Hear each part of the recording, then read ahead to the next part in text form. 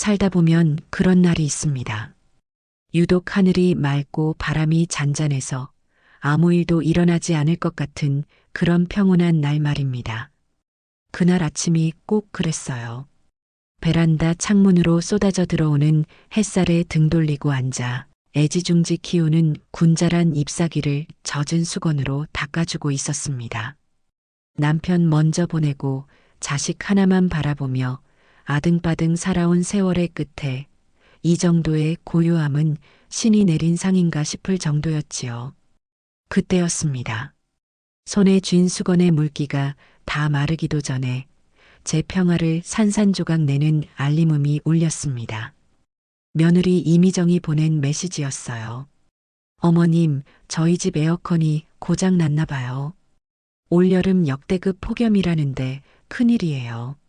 메시지 아래에는 거실벽에 떡하니 걸린 최신형 시스템 에어컨 사진이 첨부되어 있었습니다. 고장났다는 에어컨은 불과 2년 전 손주들이 덥다고 고생하는 게 안쓰러워 제가 큰맘 먹고 바꿔준 것이었습니다.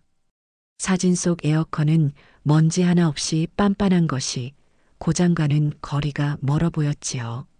이건 고장이 아니라 더 새롭고 더 비싼 것으로 바꾸고 싶다는 노골적인 시위였습니다. 저는 잠시 휴대폰 화면을 들여다보다가 조용히 내려놓고 다시 군자란 잎을 닦기 시작했습니다. 하지만 손끝의 감각은 무뎌지고 마음속에서는 무언가 차갑게 식어내리는 것이 느껴졌습니다. 이런 식의 요구는 처음이 아니었거든요. 시작은 아주 사소했습니다. 어머님, 승민 씨 와이셔츠가 다 낡았는데 백화점 갔더니 세일하더라고요. 어머님, 지웅이가 영어 학원을 다니고 싶어 하는데 학원비가 만만치 않네요. 그런 말을 들으면 자식 고생하는 게 싫고 손주 기죽는 게 싫어서 못 이기는 척 지갑을 열었습니다. 제 딴에는 자식 내외 살림에 조금이나마 보탬이 되고자 하는 마음이었지요. 하지만 시간이 흐를수록 며느리의 요구는 점점 당연해지고 대담해졌습니다. 한 번은 냉장고를 바꿔야겠다며 사진을 보내왔습니다. 신혼 때 혼수로 해준 냉장고가 이제는 구형이라며 요즘 유행하는 비스포크 냉장고 사진을 여러 장 보냈더군요. 식구도 셋뿐인 집에 왜 그리 큰 냉장고가 필요한가 싶었지만 아들 녀석이 미정이가 저거 하나 갖고 싶다고 노래를 불러 엄마, 한번 바꿔주면 정말 좋아할 거야 라며 옆에서 바람을 잡는 통에 또 넘어가고 말았습니다. 그때 제 통장에서 자그마치 400만 원이 넘는 돈이 빠져나갔지요. 며느리는 냉장고를 들인 날 고맙다는 전화 한 통이 전부였습니다. 그나마도 어머님 감사해요. 근데 이거 색깔 조합이 제가 고른 거랑 조금 다르네. 그래도 잘 쓸게요라며 토를 다는 것을 잊지 않았습니다. 그 말을 듣는 순간 가슴에 찬물을 한 바가지 뒤집어 쓴 기분이었습니다. 고마움을 표하는 게 아니라 제 성의를 검수하고 평가하는 듯한 말투였어요. 그때부터였을 겁니다. 며느리를 향한 제 마음속에 단단한 벽이 한 겹씩 쌓이기 시작한 것이 며칠 전에는 타이어를 갈아야 한다며 은근슬쩍 운을 띄우기도 했습니다. 어머님, 차에서 자꾸 소리가 나요. 카센터 갔더니 타이어를 다 갈아야 한다는데 국산 차인데도 왜 이렇게 비싼지 모르겠어요. 승민 씨 월급은 그대로인데 물가만 오르니 정말 힘드네요. 마치 그 타이어 값도 제가 내주는 게 당연하다는 듯한 말투였지요. 저는 그때 그래, 큰일 날 뻔했구나. 돈 아끼지 말고 안전하게 고쳐서 타라라고만 대답했습니다. 직접 돈을 붙여주지는 않았지요. 그랬더니 며느리는 대답 없이 전화를 뚝 끊어버렸습니다. 그런 일들이 차곡차곡 쌓인 뒤에 마주한 에어컨 타령이니 제 마음이 편할 리가 없었습니다. 저는 못 본 척 메시지를 무시하기로 했습니다. 이제는 더 이상 밑 빠진 독에 물을 부을 수는 없는 노릇이니까요. 그렇게 한나절이 지났을까 저녁 무렵 아들에게서 전화가 걸려왔습니다. 어머니, 잘 지내시죠? 아들 김승민의 목소리는 어딘지 모르게 자신이 없고 잔뜩 기어들어가는 소리였습니다. 제가 그럼 잘 지내지. 무슨 일이냐? 라고 묻자 아들은 잠시 머뭇거렸습니다. 그 짧은 침묵 너머로 수화기를 통해 희미하지만 날카로운 며느리의 목소리가 새어나왔습니다. 제대로 말씀드려. 뭐 하는 거야, 지금? 저는 못 들은 척했지만 온몸의 신경이 곤두서는 것을 느꼈습니다. 며느리에게 닥달당하고 나서야 아들은 용기를 낸 듯 말을 이어갔습니다. 아니, 그게 아니라 어머니 드릴 말씀이 좀 있는데 저희가 주말에 미정이랑 같이 한번 찾아뵐게요. 중요한 이야기라서요. 중요한 이야기. 그 말이 꼭 비수처럼 들렸습니다. 자식이 부모에게 하는 중요한 이야기가 언제부터 이렇게 긴장되고 불안한 단어가 되었을까요? 저는 이미 직감하고 있었습니다. 이것은 필시 돈 문제일 것이고 이전과는 비교도 안 될 만큼 큰 요구일 것이라는 것을요. 그래, 알았다. 조심해서 오너라. 담담하게 대답했지만 전화를 끊고 난 뒤 한숨이 절로 나왔습니다. 평화롭던 거실의 공기가 무겁게 가라앉는 듯 했습니다. 주말까지 남은 이틀 동안 저는 일부러 아무 생각도 하지 않으려 애썼습니다.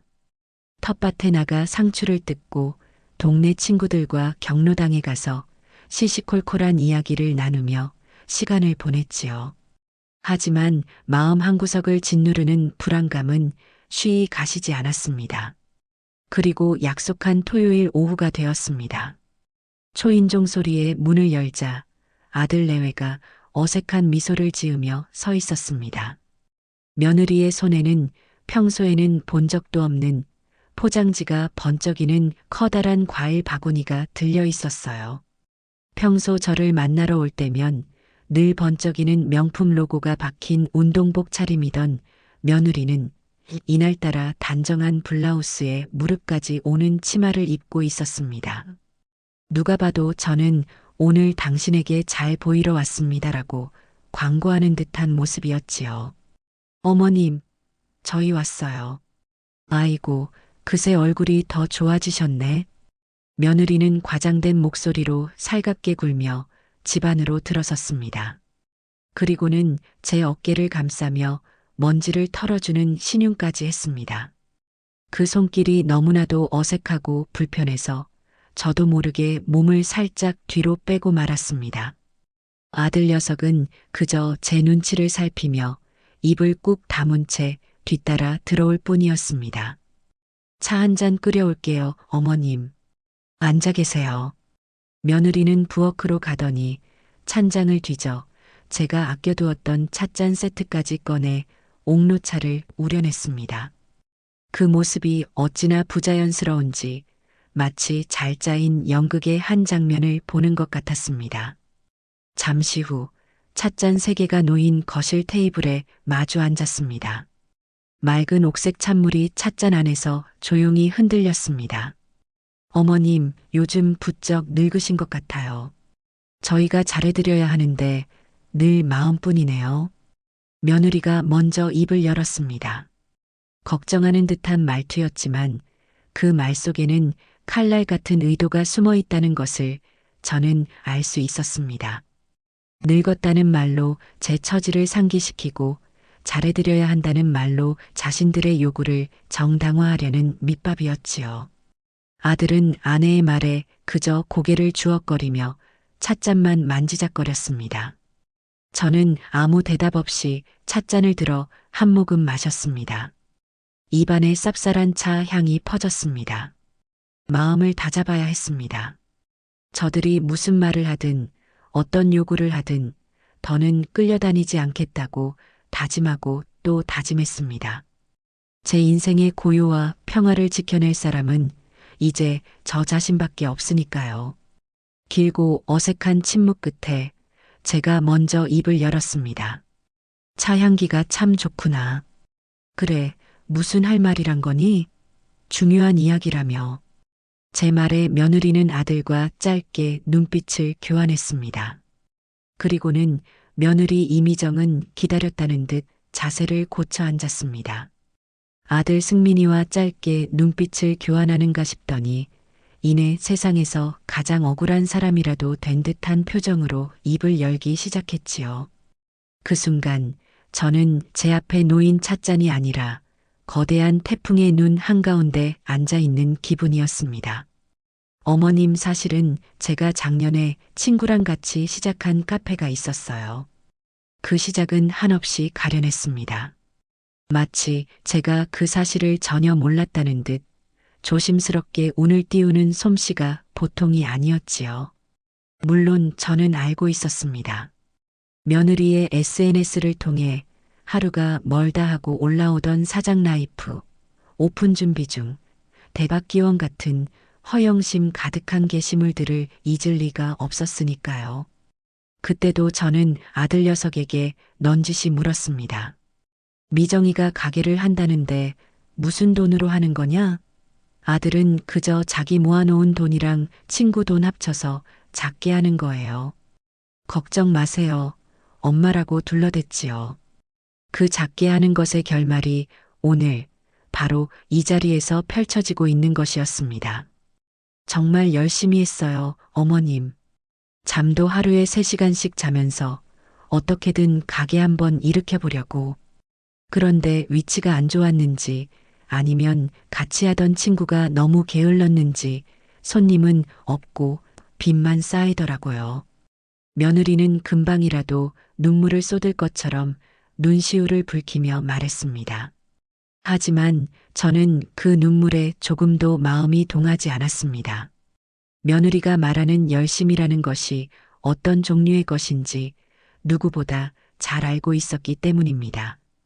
가게에 나가 앉아 있는 시간보다 백화점 쇼핑을 하고 네일 아트를 받으러 다니는 시간이 더 길었다는 것을 동네 사는 친구를 통해 익히 들어 알고 있었지요. 그 친구는 제게 영수나 너네 며느리 가게는 하는데 손님보다 파리만 더 많겠더라. 사장이라는 애가 가게는 알바생한테 맡겨놓고 맨날 밖으로 도니 장사가 될 턱이 있나라며 혀를 차곤 했습니다. 그래서 결국 가게를 접었어요. 그런데 남은 건 빚뿐이네요. 권리금에 인테리어 비용에 여기저기서 급하게 빌려 쓴 돈까지 합치니까 액수가 너무 커요. 며느리는 잠시 말을 끊고 제 눈치를 살폈습니다. 제가 아무런 반응 없이 찻잔만 내려다보고 있자 옆에 앉은 아들 승민이가 안절부절 못하며 끼어들었습니다. 엄마, 미정이가 정말 고생 많이 했어. 내가 남편으로서 좀 더 챙겨줬어야 했는데 그러지 못해서 이렇게까지 된 거야. 나한테도 책임이 있어. 아들의 목소리는 가늘게 떨리고 있었습니다. 그것은 진심 어린 반성이라기보다는 아내의 등살에 못 이겨 억지로 짜내는 변명처럼 들렸습니다. 저는 그때까지도 입을 열지 않았습니다. 저들이 원하는 것은 제 동정이나 위로가 아니라는 것을 명확히 알고 있었기 때문입니다. 그들이 원하는 것은 오직 하나, 돈이었지요. 제가 침묵을 지키자 며느리는 더 이상 뜸을 들일 수 없다고 판단했는지 드디어 본론을 꺼냈습니다. 어머님, 저희가 이대로는 길바닥에 나앉게 생겼어요. 은행 빚 독촉에 사채까지 조금 썼더니 하루가 멀다 하고 전화가 와요. 승민 씨 월급으로는 이자 내기도 벅차고요. 그래서 내가 뭘 해주면 좋겠니? 드디어 제가 입을 열자 며느리는 기다렸다는 듯 제 손을 덥석 잡았습니다. 평소에는 설거지 한번 도와준 적 없어 물기 마를 날 없던 손이었습니다. 그 차갑고 어색한 감촉에 소름이 돋는 것을 애써 참았습니다. 어머님, 저희 딱 2억만 빌려주세요. 이 집, 어머님 사시는 이 집을 담보로 대출을 좀 받아주시면 안 될까요? 저희가 이자는 정말 꼬박꼬박 잘 낼게요. 승민 씨 퇴직금 중간 정산받는 것보다 그게 훨씬 나아요. 저희가 망하면 결국 어머님 아들, 어머님 손주가 망하는 거잖아요. 이어 그 숫자가 제 귀에 모처럼 박혔습니다. 아, 드디어 올 것이 왔구나. 녀석들의 속셈이 이것이었구나. 저는 며느리의 손을 조용히 뿌리쳤습니다. 그리고는 차갑게 식어버린 찻잔을 테이블 위에 내려놓았습니다. 탁 하는 소리가 거실의 정적을 날카롭게 갈랐습니다. 그건 안 된다. 제 목소리는 낮고 단호했습니다. 조금의 망설임도 담지 않았지요. 제 대답에 며느리의 얼굴이 순간 굳어지는 것이 보였습니다. 아들 승민이는 당황한 듯 엄마 일단 말이라도 좀이라며 말을 흐렸습니다. 내가 왜 안 된다고 하는지 너희는 정말 모르는 거니? 저는 며느리와 아들을 번갈아 쳐다보며 말을 이었습니다. 미정아, 너는 이게 처음이 아니지 않니? 재작년에는 동대문에서 옷을 떼어다 온라인 쇼핑몰을 한다고 몇 천만 원을 까먹었지. 그때도 넌 똑같이 말했어. 잠도 못 자고 열심히 했다고. 하지만 남은 건 카드 빚뿐이었지. 그때 그 빚 결국 이해아비가 남겨준 내 쌈짓돈으로 막아주지 않았니? 제 말에 며느리의 얼굴이 하얗게 질렸습니다. 전혀 예상하지 못한 공격이라는 듯 입술을 달싹거렸지만 아무 말도 하지 못했지요. 그런데 이번에는 카페라고? 너는 사업을 하려는 게 아니라 그저 사장님 소리가 듣고 싶은 것뿐이야. 너의 그 허영심을 채우기 위해 내가 남편과 평생을 바쳐 이룩한 이 집을 담보로 내놓으라고? 그건 절대 안 된다. 어머님, 말씀이 너무 심하시잖아요. 제가 어떻게 허영심 때문에. 그럼 뭐가 허영심이 아니지? 너희가 진정으로 빚을 갚고 다시 일어서고 싶었다면 나한테 와서 돈을 빌려달라고 할 게 아니라 당장 내일부터 나가서 일자리를 알아봐야 하는 것 아니니? 마트 계산원도 좋고 식당 설거지도 좋아. 땀 흘려 돈 버는 걸 부끄러워하는 사람이 어떻게 사업을 하겠다고 나서. 제 논리적인 반박에 며느리는 할 말을 잃은 듯 보였습니다. 분노와 당혹감이 뒤섞인 표정으로 저를 노려볼 뿐이었지요. 저는 아들을 향해 고개를 돌렸습니다. 그리고 승민아, 너는 가장으로서 책임감을 느껴야지. 아내가 저렇게 현실 감각 없이 일을 벌일 때 중심을 잡고 말렸어야 하는 게 남편 아니더냐? 그런데 너는 뭘 했지? 옆에서 같이 바람이나 잡고 이제 와서는 내 엄마한테 모든 짐을 떠넘기려고 하고 있어. 그게 내가 말하는 가장의 책임감이냐? 아들은 제 질책에 고개를 푹 숙였습니다. 아무런 변명도 하지 못했지요. 저는 한숨을 내쉬며 마지막 제안을 했습니다. 이것은 어미로서 제가 해줄 수 있는 마지막 배려였습니다. 돈은 못 빌려준다. 하지만 다른 도움은 줄 수 있어. 당장 먹고 살기 힘들다면 내가 생활비는 조금 보태주마. 그리고 미정이가 일을 하겠다면 내가 지웅이를 돌봐주겠다. 너희 둘이 열심히 일해서 번 돈으로 너희가 만든 빚을 직접 갚아라. 그게 너희가 지웅이에게 보여줄 수 있는 가장 올바른 부모의 모습이다. 제 제안이 끝나자 거실에는 무거운 침묵이 흘렀습니다. 며느리는 굳은 표정으로 저를 쳐다보다가 이내 피식하고 코웃음을 쳤습니다. 그 순간 며느리가 쓰고 있던 가련하고 순한 며느리의 가면이 산산조각 나며 그 뒤에 숨겨져 있던 본래의 얼굴이 드러났습니다. 어이가 없네요, 정말. 며느리의 말투는 180도 바뀌어 있었습니다. 조금 전까지 제 손을 잡고 애원하던 모습은 온데간데없고 비아냥과 경멸이 가득 담긴 목소리였지요. 지금 저희더러 나가서 식당 일이라도 하라는 말씀이세요? 제가 누군데 그런 꾸준 일을 해요? 그리고 생활비요? 그 몇 푼 쥐어주면서 생색내시겠다? 어머님이 지금 돈이 없으세요. 뭐가 없으세요? 평생 모은 돈 다 끌어안고 있다가 그거 죽을 때 무덤에 가지고 가시게요? 미정아.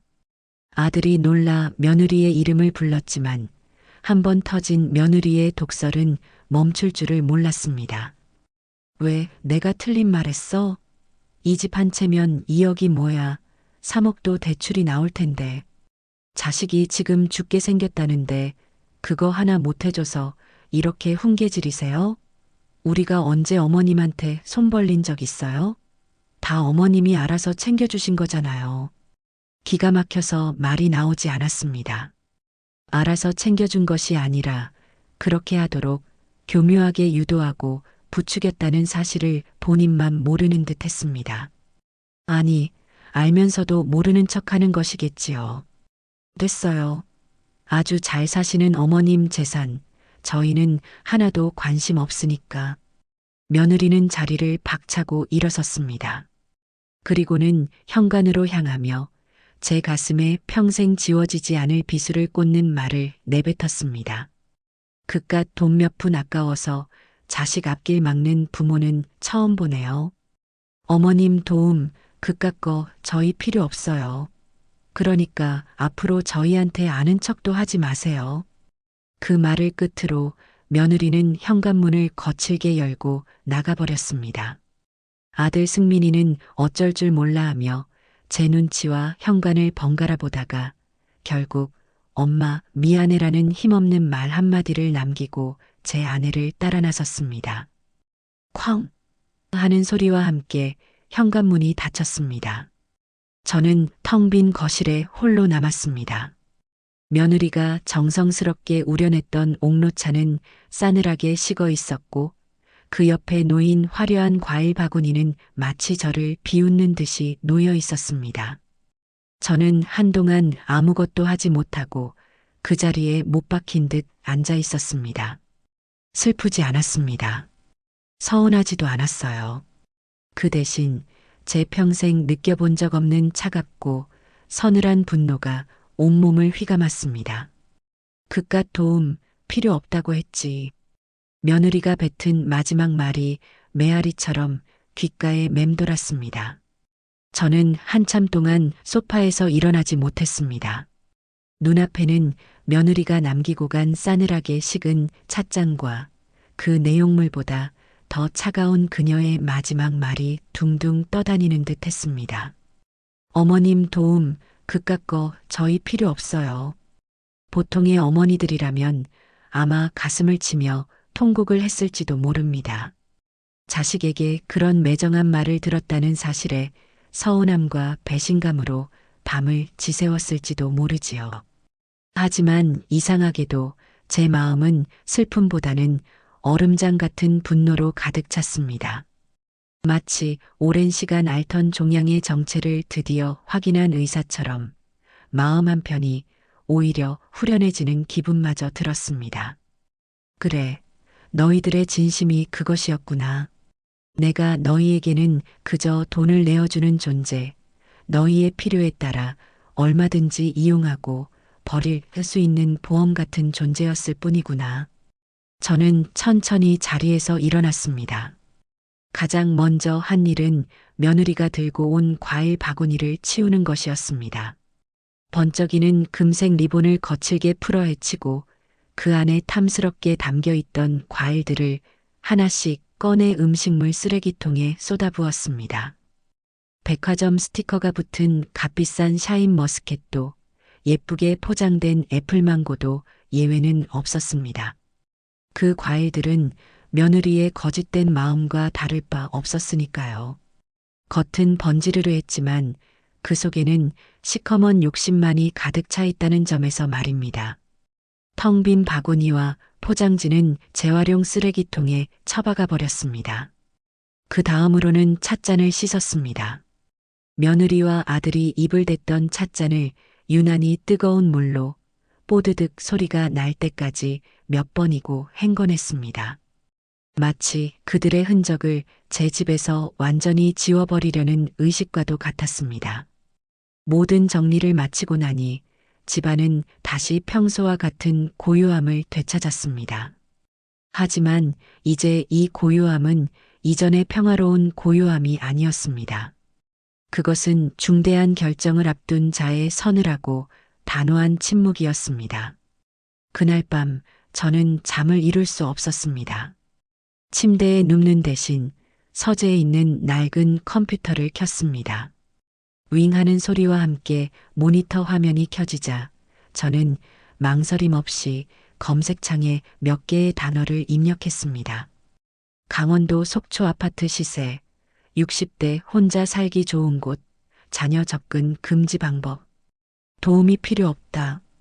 며느리의 그 한마디는 제게 족쇄나 다름없던 어머니라는 이름표를 떼어낼 용기를 주었습니다.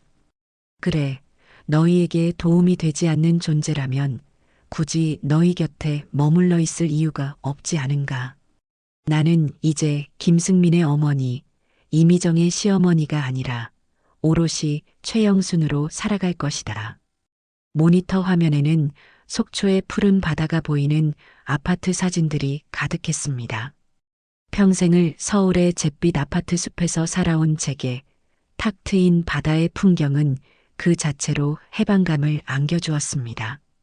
저는 마우스 스크롤을 내리며 매물을 하나하나 꼼꼼히 살폈습니다. 너무 크지도 작지도 않은 20평 남짓의 아파트. 혼자 살기에 딱 좋은 크기였습니다. 근처에 중앙시장과 병원이 있고 주민센터가 가까운 곳으로 물색했습니다. 이것은 감정적인 도피가 아니었습니다.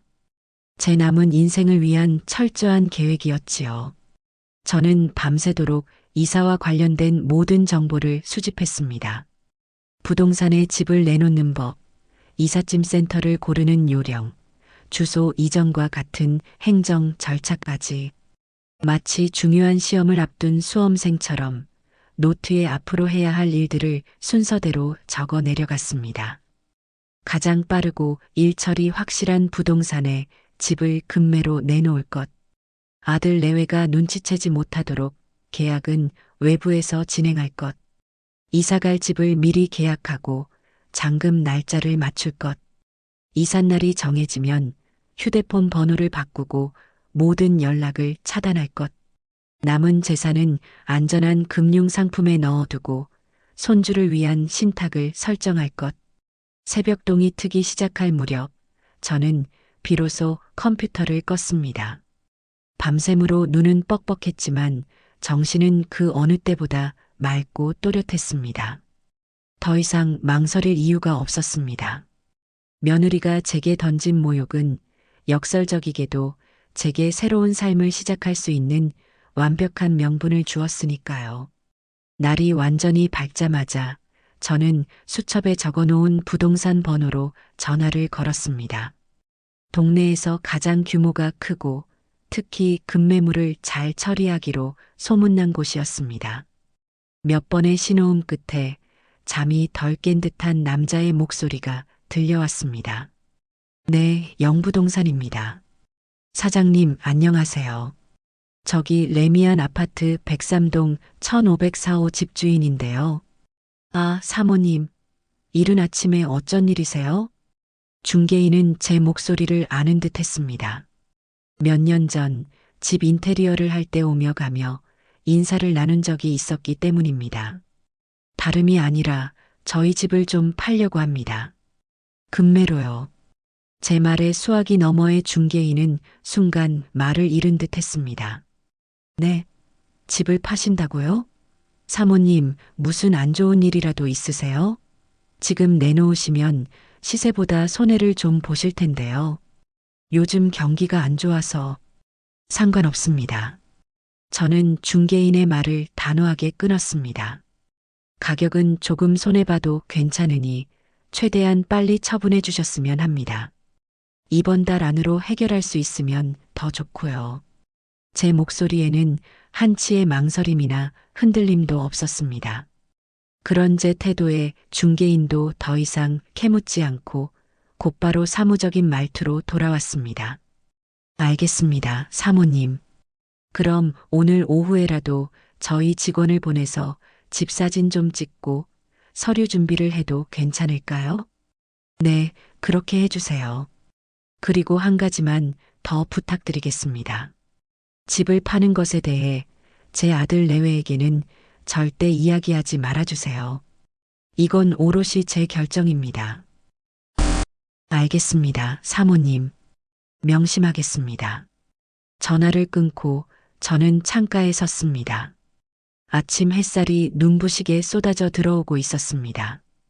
어제와 똑같은 햇살이었지만 오늘따라 그 빛이 마치 새로운 시작을 축복해주는 것처럼 느껴졌습니다. 이제 주사위는 던져졌습니다. 더는 돌이킬 수 없는 강을 건너기 시작한 것입니다. 제 인생의 제이막이 그렇게 조용하지만 단호하게 시작되고 있었습니다. 부동산에 집을 내놓은 지 불과 이틀 만에 제 결심이 단단한 시험대에 오를 것이라고는 예상하지 못했습니다. 그날 오후 저는 텃밭에서 막 따온 상추를 다듬고 있었습니다. 평온을 가장하려 애썼지만 마음속은 앞으로 닥쳐올 폭풍에 대한 긴장감으로 팽팽했지요. 그때 모르는 번호로 전화가 걸려왔습니다. 집을 보러 오겠다는 연락인가 싶어 얼른 전화를 받았습니다. 여보세요? 아, 사모님, 부동산입니다.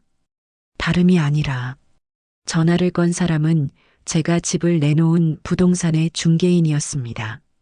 그의 목소리는 어딘지 모르게 다급하고 난처한 기색이 역력했습니다. 무슨 일이시죠? 벌써 집 보러 오겠다는 분이 계신가요? 아니요, 그게 아니고요, 사모님. 방금 전에 김승민 씨라는 분에게서 전화가 왔었습니다. 사모님 아드님이라고 하시던데요. 심장이 철렁 내려앉는 기분이었습니다. 벌써 알게 되다니. 어떻게? 저는 아무렇지 않은 척 목소리를 가다듬고 물었습니다. 제 아들이 왜요? 그게 사모님이 잠시 화가 나셔서 집을 내놓으신 거라고 가족 간의 일이니 매물을 잠시 내려달라고 요청하시더군요. 본인이 아들이니 자신과 이야기하면 된다고요. 그래서 혹시나 해서 사모님께 확인차 연락드렸습니다. 등기부등 본상으로는 사모님 단독 소유가 맞으신데 혹시 제가 모르는 다른 사정이 있으신가 해서요. 기가 막혔습니다. 저 몰래 제 뒤에서 제 결정을 무효로 만들려 수작을 부린 것입니다. 아들의 뻔뻔함과 어리석음에 실소가 터져 나왔습니다. 저는 차갑게 대답했습니다. 사장님, 제가 며칠 전에 분명히 말씀드렸지요. 이건 오롯이 제 결정이라고. 그리고 저는 아들이 없습니다. 앞으로 제 전화가 아니면 그 어떤 연락도 응대하지 말아 주십시오. 네, 알겠습니다, 사모님. 죄송합니다. 괜한 오해를 했네요. 확실히 알겠습니다. 중개인은 연신 알겠다는 말을 반복하며 전화를 끊었습니다. 저는 끓어오르는 분노를 누르며 휴대폰을 내려놓았습니다. 그리고 1분도 채 되지 않아 휴대폰이 다시 미친 듯이 울리기 시작했습니다. 화면에는 내 아들이라고 저장된 이름이 떠 있었습니다. 저는 잠시 망설이다가 통화 버튼을 눌렀습니다. 이 싸움은 피할 수 있는 것이 아니었습니다. 정면으로 부딪혀 끝을 내야만 했습니다. 여보세요. 어머니, 지금 뭐 하시는 거예요? 어떻게 저랑 상의 한마디 없이 집을 팔 수가 있어요? 우리 집을. 수화기 너머로 아들의 격앙된 목소리가 터져 나왔습니다. 제 귀를 의심했습니다. 우리 집? 녀석의 입에서 나온 그 단어가 제 이성의 마지막 끈을 끊어 놓았습니다. 우리 집? 제 목소리는 저 자신이 듣기에도 놀랄 만큼 차갑고 싸늘했습니다. 승민아, 너 지금 우리 집이라고 했니? 이 집 등기부등본에 너의 이름이 단 한 글자라도 올라가 있더냐? 이 집은 내 아버지와 내가 평생을 바쳐 마련하고 내가 홀로 남아 지켜온 내 집이다. 너는 내가 살고 있는 그 아파트도 우리 집이라고 부를 자격이 없어. 그 집 대출금 아직도 내가 갚아주고 있지 않니? 정신 차려라. 제 서늘한 일침에 아들은 순간 말을 잃은 듯 했습니다. 하지만 곧이어 며느리에게서 배운 것이 분명한 궤변을 늘어놓기 시작했습니다. 아니, 그래도 어머니, 저희한테 어떻게 이러실 수 있어요? 어머니가 조금만 도와주셨으면 저희가 이렇게까지는 안 됐잖아요. 미정이가 잘못한 건 맞지만 어머니도 너무 매정하신 거 아니에요? 책임 전가. 모든 것을 제 탓으로 돌리는 그 비겁함에 헛웃음이 나왔습니다. 내가 매정하다고? 좋다. 그럼 하나만 묻자. 내 아내, 이미정은 지금 어디서 뭘 하고 있니? 제 어미한테 핏대를 세우며 전화하는 너의 옆에서 다음에는 무슨 말로 애미 가슴에 못을 박을까 궁리라도 하고 있더냐? 승민아, 나는 더 이상 너와 할 이야기가 없다. 이 집은 팔 거다. 그게 내 결정이야. 너는 내 아내 손 꼭 붙잡고 너희 힘으로 한번 잘 살아봐라. 내 아내가 내 도움은 그깟 거 필요 없다지 않았니? 저는 그 말을 끝으로 전화를 끊어버렸습니다. 그리고 곧바로 통신사 고객센터에 전화해 인터넷으로 현관문 도어록 비밀번호를 변경했습니다. 녀석들이 무작정 쳐들어올 것이라는 예감이 들었기 때문입니다. 그리고 제 예감은 틀리지 않았습니다. 그날 저녁 해가 막 넘어가 어둑해질 무렵 현관 인터폰이 요란하게 울렸습니다. 화면에는 예상대로 잔뜩 상기된 얼굴의 아들과 며느리가 서 있었습니다. 어머니, 문 좀 열어보세요. 저희 할 말 있어요. 아들이 문을 두드리며 소리쳤습니다. 저는 소파에 조용히 앉아 아무런 대답도 하지 않았습니다. 잠시 후 녀석들은 익숙하게 비밀번호를 누르기 시작했습니다. 삑, 삑, 삐비빅 하는 오류음이 연달아 울렸습니다. 비밀번호가 바뀐 것을 확인한 며느리가 참지 못하고 인터폰에 대고 악을 쓰기 시작했습니다. 어머님, 지금 뭐 하시는 거예요? 어떻게 비밀번호까지 바꾸세요? 저희 들어오지 말라고 시위하시는 거예요? 저는 그제야 천천히 다가가 인터폰 통화 버튼을 눌렀습니다. 무슨 일이니? 이 시간에 무슨 일이냐고요? 그걸 지금 몰라서 물으세요? 당장 문 여세요. 저희가 잘못했어요. 들어가서 말씀드릴게요. 며느리의 목소리는 다급했지만 그 안에는 사과보다는 분노와 짜증이 더 많이 섞여 있었습니다. 잘못한 게 뭔지는 알고 있니? 네. 아, 그날 제가 말이 좀 심했던 거요.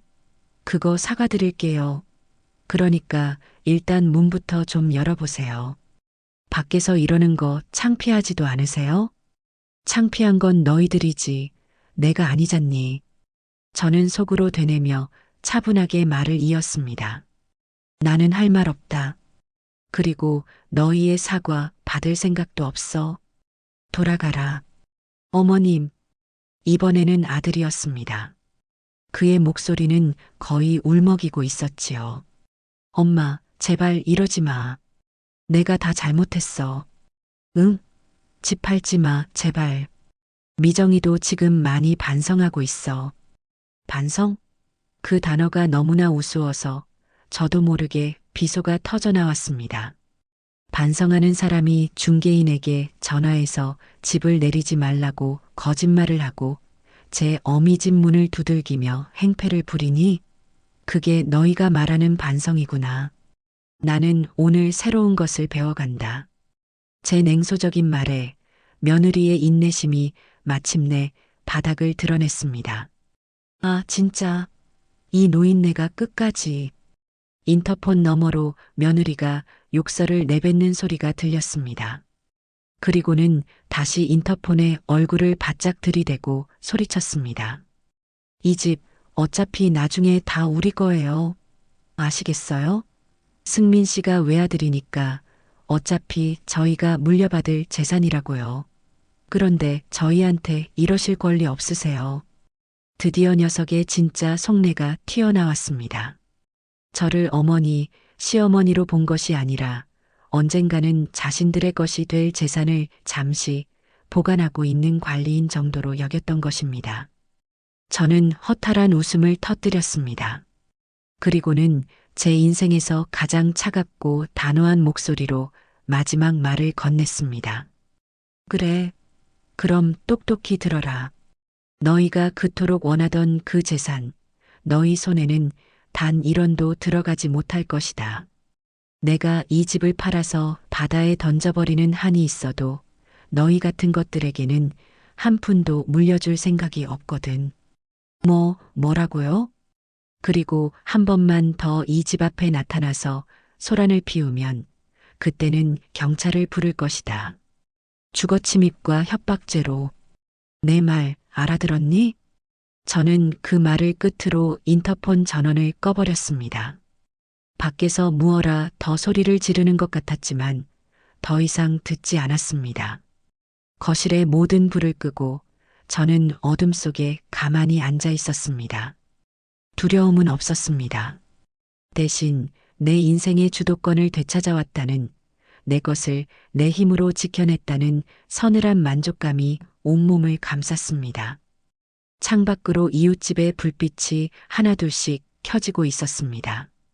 저 역시 이제 저만의 불빛을 향해 나아갈 시간이었습니다. 현관문 앞에서 버린 추악한 소동이 있고 난 며칠 뒤 제 휴대폰이 조용히 울렸습니다. 부동산 중개인의 번호였습니다. 심호흡을 한번 하고 전화를 받자 수화기 너머로 기다렸다는 듯 밝은 목소리가 들려왔습니다. 집을 사겠다는 사람이, 그것도 아주 좋은 조건으로 나타났다는 반가운 소식이었지요. 제가 살던 아파트 단지는 이 지역에서는 누구나 선호하는 곳이었습니다. 명문 학군이 밀집해 있고 지하철역과 백화점이 가까워 생활이 편리했으니까요. 금매로 시세보다 조금 저렴하게 내놓으니 금방 임자가 나타난 모양이었습니다. 중개인은 제게 집에서 만나 계약서를 쓰는 것이 어떻겠냐고 조심스럽게 물었지만 저는 한치의 망설임도 없이 단호하게 거절했습니다. 그 집은 이제 더 이상 제게 안식처가 아니었습니다. 언제 들이닥칠지 모르는 맹수들을 기다리는 동굴이나 마찬가지였지요. 사장님, 죄송하지만 계약은 밖에서 하고 싶습니다. 아들 내외가 또 찾아와 소란을 피울지도 몰라서요. 집 근처 조용한 카페 같은 곳으로 약속을 잡아주시겠어요? 제 말에 담긴 서늘한 단호함에 중개인도 더는 묻지 않았습니다. 네. 그러시군요. 물론입니다, 사모님. 그럼 내일 오후 2시에 아파트 정문 앞 상가 2층에 있는 카페 휴에서 뵙는 건 어떠실까요? 그곳이 조용하고 이야기 나누기 좋습니다. 좋습니다. 그렇게 하시죠. 전화를 끊고 저는 창밖을 내다보았습니다. 제 인생에서 가장 중요한 계약을 도둑처럼 남의 눈을 피해 치러야 한다는 사실이 기가 막혔지만 어쩔 수 없었습니다. 그들의 눈을 완벽하게 피해 이 질긴 족쇄를 끊어내는 것만이 지금 제게는 가장 중요한 일이었습니다. 다음 날 저는 약속 시간보다 30분이나 일찍 카페에 도착했습니다. 혹시나 아들 내외가 카페 주변을 어슬렁거리고 있지는 않은지 주변을 꼼꼼히 살폈지만 다행히 그들의 모습은 보이지 않았습니다. 창가 가장 구석진 자리에 앉아 마음을 진정시키기 위해 따뜻한 대추차를 한 잔 시켜놓고 창밖을 내다보았습니다. 유모차를 끌고 지나가는 젊은 엄마들, 장바구니를 들고 종종 걸음으로 걸어가는 주부들, 평화롭기 그지없는 일상의 풍경이었습니다. 저 역시 불과 며칠 전까지만 해도 저 풍경 속에서 손주 녀석의 간식을 사들고 집으로 향하던 평범한 할머니였지요. 하지만 이제 저는 안전한 유리창을 사이에 두고 그들의 세상을 구경하는 이방인이 되어 있었습니다. 곧이어 중개인과 집을 사겠다는 젊은 부부가 카페 안으로 들어왔습니다. 갓 30을 넘겼을까 앳된 얼굴의 부부는 무척이나 설레고 긴장된 표정이었습니다. 그들의 첫 집이 될지도 모를 계약에 대한 기대감과 책임감이 얼굴에 고스란히 드러나 있었지요. 그 모습을 보니 만감이 교차했습니다. 저 역시 제 남편과 함께 첫 집의 등기부등본을 받아들고 밤새 끌어안은 제 잠 못 이루던 날이 있었습니다. 이 집에서 아이를 낳고 그 아이가 감기에 걸리면 밤새 물수건을 갈아주며 간호하고 아침밥을 거를까 노심초사하며 키워 장가까지 보냈습니다.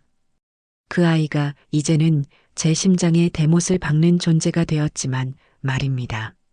사모님, 이분들이 매수인이십니다. 인사 나누세요. 안녕하세요. 어르신, 집을 정말 깨끗하고 예쁘게 잘 쓰셨더라고요. 저희가 들어가 살아도 될까요? 젊은 아내가 수줍게 웃으며 말했습니다. 그 꾸밈 없고 순수한 얼굴에 저도 모르게 굳어있던 마음이 조금 누그러지며 옅은 미소가 지어졌습니다. 그럼요.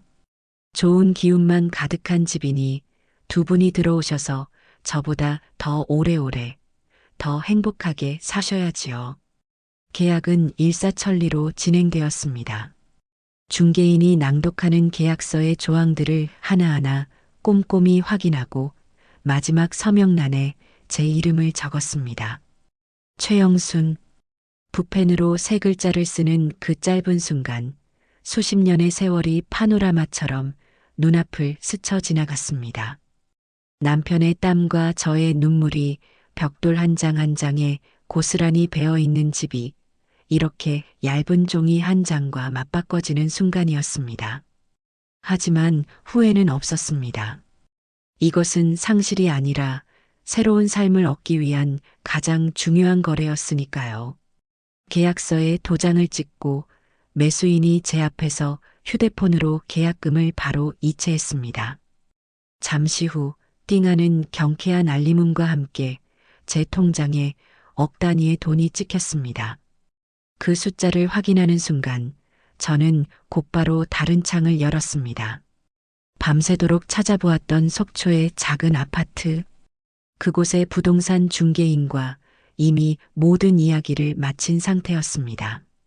저는 망설임 없이 방금 받은 계약금의 대부분을 속초 아파트의 계약금으로 송금해버렸습니다. 제 손가락이 이체 확인 버튼을 누르는 순간 저는 이제 다시는 돌아갈 수 없는 강을 건넜다는 것을 실감했습니다. 사모님, 어디 급하게 돈 보낼 곳이라도 있으세요? 제 모습을 의아하게 쳐다보는 중개인에게 저는 그저 옅게 웃어 보였습니다. 네, 저도 이제 제 집을 사야지요. 오직 저만을 위한 집으로요. 모든 것이 계획대로였습니다. 저는 이제 돌아갈 다리를 제 손으로 직접 불태워버린 셈입니다. 카페를 나와 집으로 돌아오는 길, 발걸음이 구름 위를 걷는 것처럼 가벼웠습니다. 하지만 동시에 남은 시간이 얼마 없다는 생각에 마음이 조급해졌습니다. 잔금을 치르고 이사를 가기까지는 약 3주의 시간이 남아 있었습니다.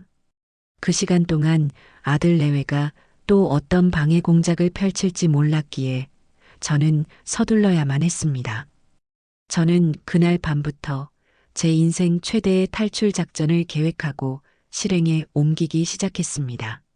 일반적인 이사 방식으로는 녀석들의 감시망을 결코 피할 수 없을 것이 분명했습니다.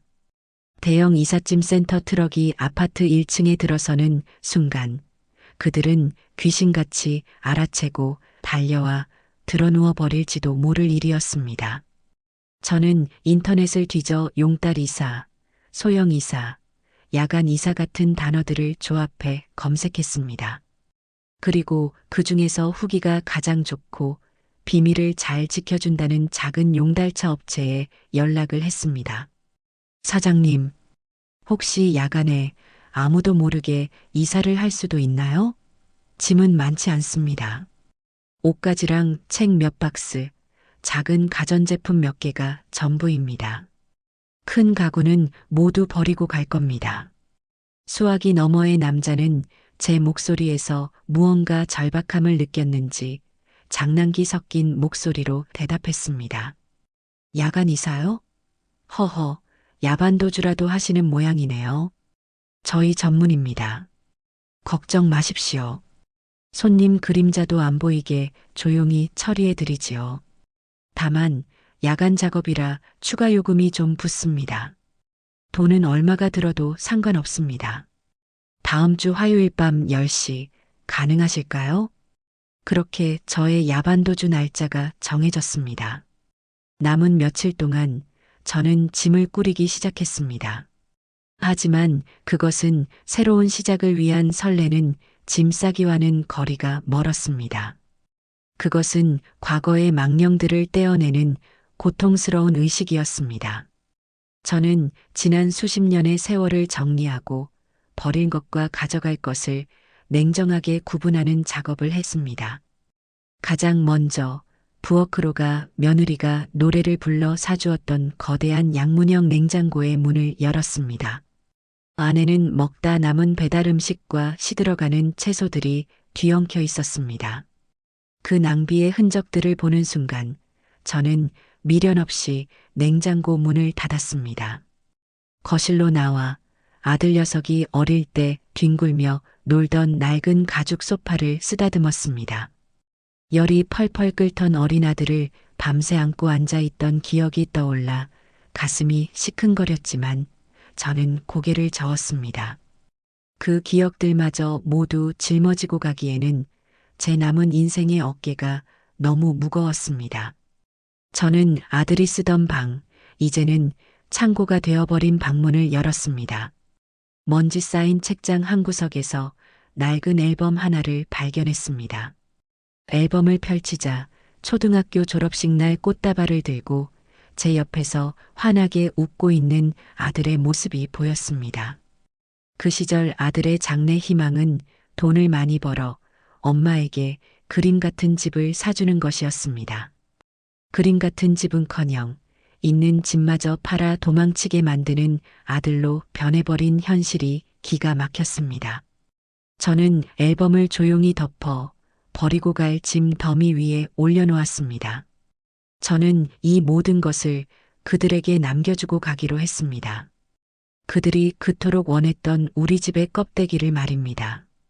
대신 저는 작은 상자 안에 저의 진짜 보물들을 담았습니다. 남편이 첫 월급을 타서 앞으로 고생 안 시키겠다며 사준 낡은 만년필, 아들이 초등학교 때 세상에서 제일 예쁜 우리 엄마라며 그려준 삐뚤빼뚤한 제 얼굴 그림, 가리고 수십 년 동안 써온 저희 낡은 일기장들. 그것만이 온전한 저의 역사이고 제가 가져가야 할 유산이었습니다. 그렇게 짐을 싸는 며칠 동안 아들에게서는 몇 번이고 전화가 왔지만 받지 않았습니다. 엄마 잘못했어. 제발 전화 좀 받아. 집 파는 거 다시 생각해줘. 우리가 정말 잘할게. 같은 애원 섞인 문자가 오기도 했지만 저는 답장하지 않았습니다. 이미 엎질러진 물이었고 제 마음은 조금도 흔들리지 않았으니까요. 드디어 약속한 화요일 밤이 되었습니다. 창밖은 칠흑같이 어두웠고 아파트 단지는 깊은 잠에 빠진 듯 고요했습니다. 저는 마지막으로 집안을 둘러보았습니다. 텅 빈 옷장, 휑한 책장, 그리고 거실 한가운데 덩그러니 남겨진 가구들. 모든 것이 낯설게 느껴졌습니다. 밤 10시 정각 휴대폰이 짧게 울렸습니다. 용달차 기사님이었습니다. 아파트 지하 주차장 2층 구석 C7구역에 도착했습니다. 저는 미리 싸둔 몇 개의 상자를 끌고 소리나지 않게 현관문을 열었습니다. 그리고 엘리베이터를 타고 지하 주차장으로 내려갔습니다. 약속된 장소에 가니 작은 1톤 트럭 한 대가 비상등을 끈 채 어둠 속에 조용히 서 있었습니다. 기사님은 제 짐을 보더니 말없이 트럭 짐칸에 싣기 시작했습니다. 모든 짐을 싣는 데는 10분도 채 걸리지 않았습니다. 이제 정말 떠나는 일만 남았습니다. 저는 기사님에게 먼저 출발하시라고 말하고 미리 불러둔 택시에 올라탔습니다. 속초로 가주세요. 제 목적지를 들은 택시 기사님이 놀란 눈으로 저를 쳐다보았지만 저는 아무 말 없이 창밖만 바라보았습니다.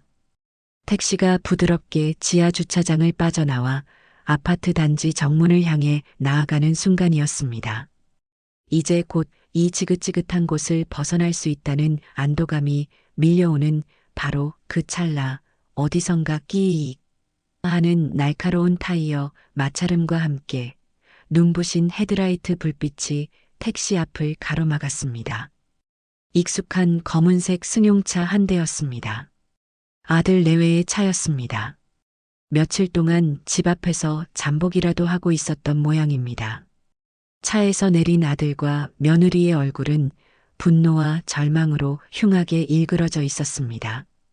며느리 이미정은 곧장 택시 조수석 쪽으로 달려와 제가 앉아있는 창문을 손바닥으로 거칠게 두드렸습니다. 어머님, 내리세요. 지금 이게 무슨 짓이에요? 밤에 도둑고양이처럼 어딜 가시는 거냐고요. 저희 돈 가지고 지금 튀시는 거예요? 택시 기사님이 놀라 저를 쳐다보았습니다. 저는 기사님께 잠시만요. 제 자식들입니다라고 나지막이 말하고 창문을 조금 내렸습니다.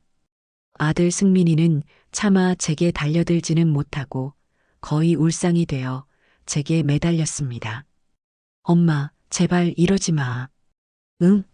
우리 버리지 마, 엄마. 내가 다 잘못했어. 내가 무릎이라도 꿇을게. 제발. 하지만 저는 아들의 눈을 보지 않았습니다. 대신 그 뒤에서 분노에 찬 눈으로 저를 쏘아보는 며느리를 똑바로 쳐다보았습니다. 며느리는 제 팔을 붙잡기 위해 창문 틈으로 손을 뻗었습니다.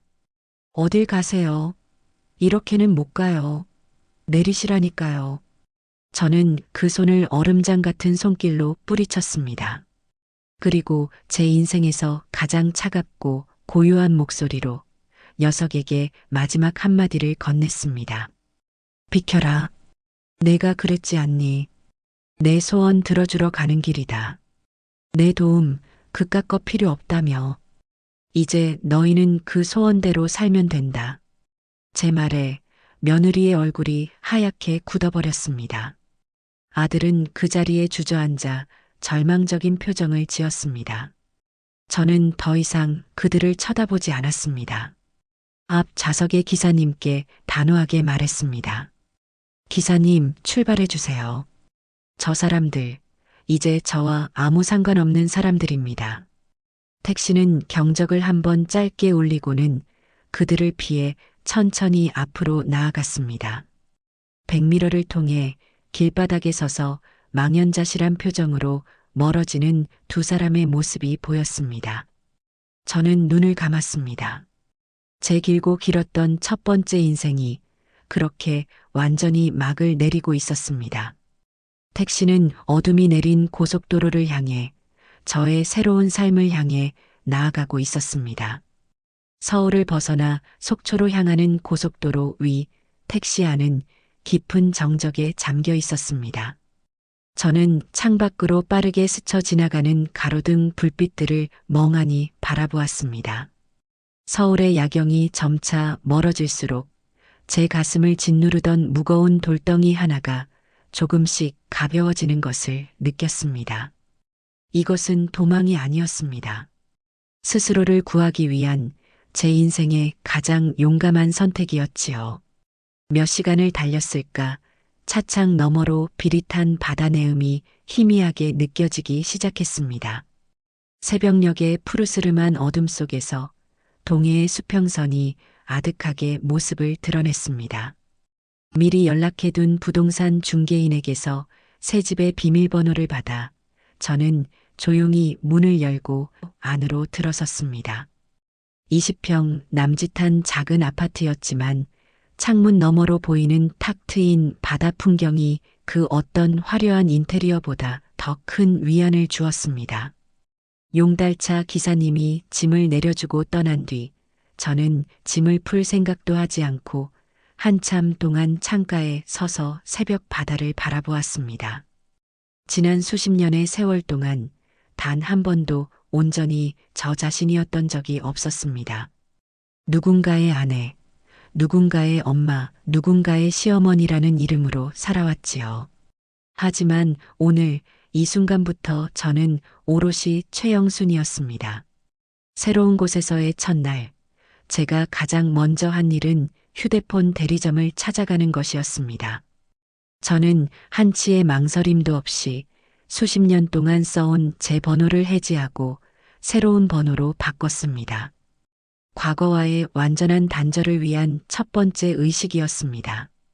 이제 아들 내외는 더 이상 제게 연락할 수 없을 것입니다. 제 허락 없이는 말이지요. 그리고 다음 날 아침 저는 두 번째 목적지로 향했습니다. 인터넷으로 미리 찾아둔 시내에 있는 한법률사무소였습니다. 말쑥한 정장 차림의 젊은 변호사가 상담실에서 저를 맞았습니다. 저는 조금도 숨기지 않고 지난 몇 주간 있었던 일들을 담담하게 털어놓았습니다. 며느리의 돈 요구, 저의 거절, 그리고 그들의 폭언과 집 앞에서 벌인 소동까지.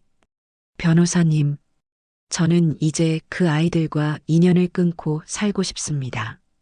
제가 가진 재산에 대해 그 아이들이 어떠한 권리도 주장하지 못하도록, 그리고 다시는 제 삶에 나타나 저를 괴롭히지 못하도록 법적으로 할 수 있는 모든 조치를 취하고 싶습니다. 제 이야기를 묵묵히 듣고 있던 변호사는 안경을 고쳤으며 말했습니다. 어머님의 의지는 충분히 알겠습니다. 우선 재산 문제부터 정리하죠. 현재 어머님 명의의 재산은 아파트를 파신 잔금과 약간의 예금이 전부이신가요? 네, 그렇습니다. 그렇다면 유언장을 명확하게 작성해 두시는 것이 좋습니다. 아들 김승민과 그의 배우자 이미정에게는 단 한 푼의 유산도 상속하지 않는다는 조항을 명시하고 나머지 재산을 사회에 환원하시거나 다른 가족에게 증여하는 방식으로요. 그리고 자녀의 부양 의무 불이행 및 부당한 대우를 근거로 접근금지 가처분 신청을 준비할 수도 있습니다. 만약 앞으로 또다시 주거지에 찾아와 소란을 피우거나 협박성 연락을 해온다면 그 증거를 모아두십시오. 어머님을 지킬 강력한 무기가 될 겁니다. 변호사의 차분하고 명료한 설명에 안개처럼 뿌옇던 제 마음이 한결 선명해지는 기분이었습니다. 저는 그 자리에서 유언장 작성과 관련된 모든 절차를 변호사에게 위임했습니다. 이것은 제 자신을 지키기 위한 첫 번째 방패였습니다.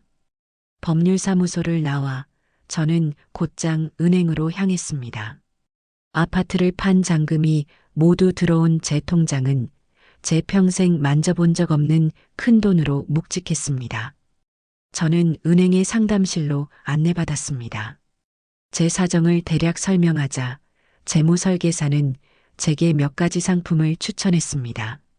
어머님, 이제는 자녀분이 아니라 어머님 자신의 노후를 최우선으로 생각하셔야 합니다. 연세와 상황을 고려했을 때 공격적인 투자보다는 매달 안정적인 현금 흐름을 확보하는 것이 중요합니다. 이 돈의 절반은 즉시연금 보험에 가입해 다음 달부터 바로 연금을 수령하실 수 있도록 하고 나머지는 비교적 안전한 국공채나 우량 채권형 펀드에 넣어두시는 것을 추천합니다. 저는 설계사의 제안에 고개를 끄덕였습니다. 그리고 가장 중요한 이야기를 꺼냈습니다. 한 가지 더요. 제 손주 이름으로 신탁 통장을 하나 만들고 싶습니다. 신탁 말씀이신가요? 좋은 생각이십니다. 매달 일정 금액을 그 통장에 적립하고 이 돈은 제 손주가 만 25세가 되기 전까지는 그 누구도, 특히 아이의 부모는 절대 손댈 수 없도록 하고 싶습니다. 그리고 이 돈은 학자금과 결혼자금 용도로만 사용될 수 있다는 조건도 붙여주시고요.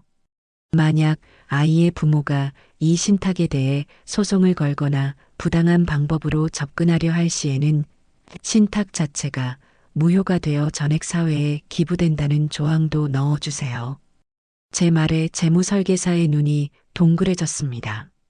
아마 저처럼 꼼꼼하고 독한 조건을 내거는 할머니는 처음 봤을 것입니다. 하지만 그는 곧 미소를 지으며 제 뜻에 따라 서류를 준비해 주었습니다. 저는 손주 녀석의 미래를 위한 마지막 안전장치를 마련하고 나서야 비로소 마음이 놓였습니다. 아이는 죄가 없으니까요. 다만 그 아이가 부모의 그릇된 욕심의 희생양이 되게 할 수는 없었습니다. 모든 법적, 재정적 조치를 마치고 은행을 나섰을 때 해는 어느덧 서쪽으로 뉘엿뉘엿 기울고 있었습니다. 저는 홀가분한 마음으로 근처에 있는 해변으로 향했습니다. 신발을 벗고 부드러운 모래를 밟자 따뜻한 기운이 발바닥을 통해 온몸으로 퍼져나가는 듯 했습니다. 저 멀리 수평선 너머로 붉은 해가 천천히 가라앉고 있었습니다. 철썩, 철썩. 규칙적으로 밀려오는 파도 소리를 들으며 저는 지난 며칠간의 일들을 되돌아보았습니다. 그것은 마치 거대한 파도에 휩쓸려 정신없이 허우적거리다가 마침내 안전한 육지에 도착한 기분과도 같았습니다. 저는 도망친 것이 아니었습니다. 낡고 허물어져가는 과거라는 집에서 탈출해 오직 나 자신만을 위한 새로운 요새를 성공적으로 구축한 것입니다. 저는 더 이상 나약한 피해자가 아니었습니다. 내 인생의 CEO가 되어 내 삶의 모든 주주총회에서 스스로 의결권을 행사하는 당당한 주체였습니다. 붉은 노을이 온 바다를 물들이는 장엄한 풍경을 바라보며 저는 수십 년 만에 처음으로 가슴 벅찬 자유를 느꼈습니다. 이제 아무도 저를 함부로 흔들 수 없을 것입니다. 제 새로운 요새는 그 어떤 폭풍우도 막아낼 수 있을 만큼 견고하고 또 견고할 테니까요. 새로운 요새를 구축하고 평온한 나날을 보낸 지 약 한 달이 지났을까, 저는 그 평온이 그리 오래가지 못할 것이라는 사실을 직감하고 있었습니다. 아니나 다를까, 어느 날 오후 동네 문화센터에서 서예 교실을 마치고 나오는데 낯선 번호로 전화 한 통이 걸려왔습니다. 불길한 예감이 들었지만 혹시나 부동산이나 은행에서 온 연락일지도 모른다는 생각에 통화 버튼을 눌렀습니다. 여보세요? 어머니? 수화기 너머로 들려오는 목소리는 분명 며느리 이미정의 것이었습니다. 어떻게 내 번호를 알았을까? 아마 제 동생이나 눈치 없는 먼 친척 중 하나를 들들 볶아 알아냈을 것이 분명했습니다. 제 심장이 쿵 내려앉았지만 저는 애써 침착함을 유지했습니다. 누구시죠? 전화를 잘못 거신 것 같군요. 어머님, 저 미정이에요. 제 목소리도 잊으셨어요? 어머님, 저희 정말 죽을 것 같아요. 제발 저희 좀 살려주세요. 며느리는 다짜고짜 울음 섞인 목소리로 애원하기 시작했습니다. 하지만 저는 그 눈물에 속지 않기로 이미 오래전에 다짐했지요. 나는 더 이상 너의 어머님이 아니다. 그리고 너희를 죽이는 건 내가 아니라 너희의 욕심이라는 걸 아직도 모르겠니? 다시는 이 번호로 전화하지 마라.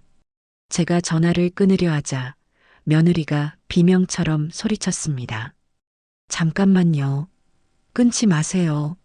지웅이 목소리라도 한번 들어보세요.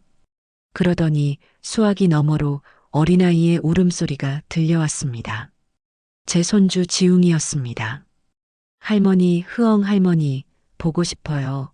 엄마가 할머니가 우리 버렸대요. 할머니, 우리 미워요?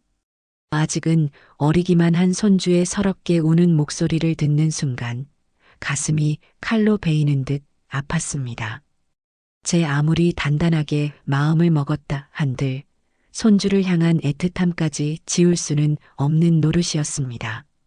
며느리는 자신의 가장 강력한 무기가 무엇인지 정확히 알고 있었던 것입니다. 아이를 방패 삼아 제 마음의 가장 약한 부분을 공격해 들어온 것이지요. 하지만 저는 흔들리지 않았습니다. 여기서 무너지면 저는 평생 저들의 노예로 살아야 할 것이 분명했습니다. 저는 목소리에 최대한 온정을 담아 아이를 달랬습니다. 지웅아, 우리 강아지. 할머니 목소리 들려? 할머니는 우리 지웅이 버린 거 아니야. 절대로 미워하지 않아. 세상에서 제일 사랑해. 흐엉, 진짜요? 그럼, 진짜지. 할머니는 우리 지웅이가 씩씩하고 착한 어린이라는 거 다 알아. 그러니까 이제 울지 말고 엄마 아빠 말씀 잘 듣고 있어야 해. 알았지? 네. 그래, 착하다. 할머니가 나중에 꼭 연락할게. 저는 그 말을 끝으로 피를 토하는 심정으로 통화 종료 버튼을 눌렀습니다. 그리고 곧바로 녀석의 번호를 차단해버렸습니다. 길가에 주저앉아 한참을 울었습니다. 손주에 대한 미안함과 아이까지 이용하는 아들 내외에 대한 분노가 뒤섞여 눈물이 멈추지 않았습니다. 하지만 울고 난 뒤 제 결심은 더욱 확고해졌습니다. 저런 부모 밑에서 자랄 손주를 위해서라도 저는 절대로 약해져서는 안 되었습니다. 며칠 뒤 이번에는 제 여동생에게서 전화가 왔습니다. 동생의 목소리는 잔뜩 화가 나 있었습니다. 언니 지금 괜찮아? 아니, 그 미친 것들이 도대체 언니한테 무슨 짓을 한 거야? 무슨 일인데 그래? 방금 전에 승민이랑 그 마누라한테서 전화 왔었어. 언니가 집 팔아서 돈 들고 튀었다고, 자기들은 길바닥에 나앉게 생겼다고, 나더러 언니 좀 설득해달라고 아주 난리도 아니야. 내가 기가 막혀서 내가 언니 성격을 아는데 오죽했으면 언니가 그랬겠어. 도대체 무슨 일이 있었던 건지 나한테 다 말해봐. 저는 동생에게 그동안 있었던 모든 일을 털어놓았습니다. 2억을 요구했던 일, 제 거절에 폭언을 퍼부었던 일, 그리고 제가 어떻게 서울을 떠나오게 되었는지까지. 모든 이야기를 들은 동생은 제 예상보다 더 크게 분노했습니다. 미친 것들, 정말 상종 못할 인간들이네. 지들 애미한테 어떻게 그런 짓을 할 수가 있어. 언니 정말 잘했어. 그런 것들하고는 상종도 하지 마. 앞으로 나한테 전화 오면 내가 아주 쌍욕을 해주고 끊어버릴 테니까 언니는 아무 걱정하지 말고 언니 인생 살아. 동생의 그 한마디가 제게는 천군만마와도 같았습니다. 혼자라고 생각했는데 제 편이 있다는 사실이 큰 위안이 되었습니다. 동생은 그날 이후로 다른 친척들에게도 연락을 돌려 아들 내외의 거짓말에 속지 말라고, 언니를 괴롭히지 말라고 단단히 일러두었다고 했습니다. 그렇게 저를 보호하기 위한 두 번째 방어벽이 세워진 것입니다. 하지만 아들 내외의 발악은 거기서 끝나지 않았습니다. 그것은 제가 상상할 수 있는 가장 최악의 방식이었습니다. 어느 날 오후 제가 사는 지역의 주민센터 사회복지사라며 한 여자에게서 전화가 왔습니다. 최영순 어르신 되시죠? 저는 주민센터 사회복지사 박선영이라고 합니다. 네, 그런데요. 무슨 일로? 다름이 아니라 어르신의 아드님이신 김승민님께서 저희 센터에 상담을 신청하셔서요. 본인이 부양할 능력이 부족한 상태인데 어머님께서 집을 처분하고 연락을 끊으셔서 홀로 지내실 어르신의 안전과 생활에 대해 염려가 된다는 말씀을 하셨습니다. 저희가 규정상 어르신의 안부를 직접 여쭙고 상황을 파악해야 해서 연락드렸습니다. 그 말을 듣는 순간 저는 피가 거꾸로 솟는 기분이었습니다. 저를 파렴치한 페르나로 몰아 공공기관을 통해 저를 압박하려 한 것입니다. 저를 사회적으로 매장시켜 죄책감과 압박감에 못 이겨 다시 자신들에게 돌아오게 만들려는 그야말로 최악의 수작이었습니다. 하지만 저는 분노를 터뜨리는 대신 오히려 얼음처럼 차갑게 이성을 되찾았습니다. 지금은 화를 낼 때가 아니었습니다. 이 싸움에서 완벽하게 이겨야 했습니다. 아, 그러시군요.